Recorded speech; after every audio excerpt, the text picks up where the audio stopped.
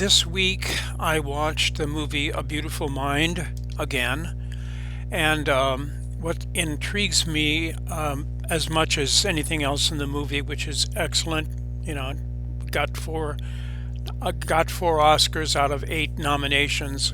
What intrigues me is the Nash equilibrium. In this mathematical concept, which I do not pretend to understand, each player has chosen a strategy, and no one player can increase his expected payoff by changing his strategy, while the other players keep theirs unchanged also. And then, if that is the state, in other words, no one wants to change their strategy, you've reached a Nash equilibrium. Now, I find this unrealistic for 2 reasons. Normally, you have more than 2 players, which is how the thing is normally explained with the prisoner's dilemma. But the prisoner's dilemma only has 2 players. So what I did was I designed a Voronoi diagram, which you see here, in which there are 50 players.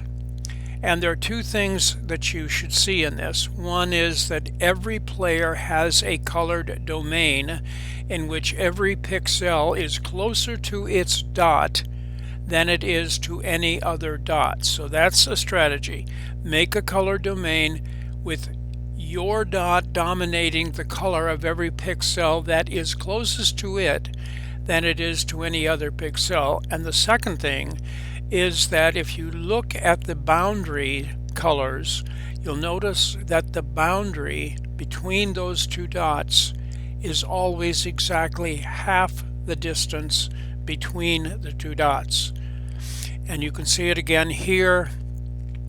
The boundary between any 2 areas of color is always half of the distance between the 2 dots that dominate those 2 areas of color. Okay, now the problem I have with this is that in a normal game, I mean, if it's going to be a game, things are going to change, things are going to move, right? I mean, no one's going to just sit there and call it a game. So what I did in this was have 2 of the players who have decided to share the same dot, have them move. And the same rules are in effect. In other words, the same 2 rules that I gave you before, which are every dot controls the color of every pixel closest to it, and each of the dots is the boundaries between any 2 colors are exactly halfway between the 2 dots.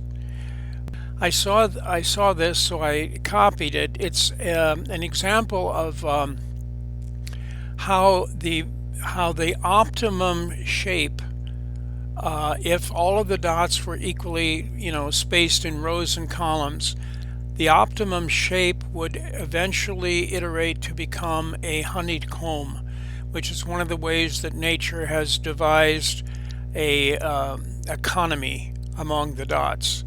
I don't know whether John Nash considered this or not, but there it is. It makes sense to me. And so I will thank you for your time and go back to trying to figure out what the Nash equilibrium is.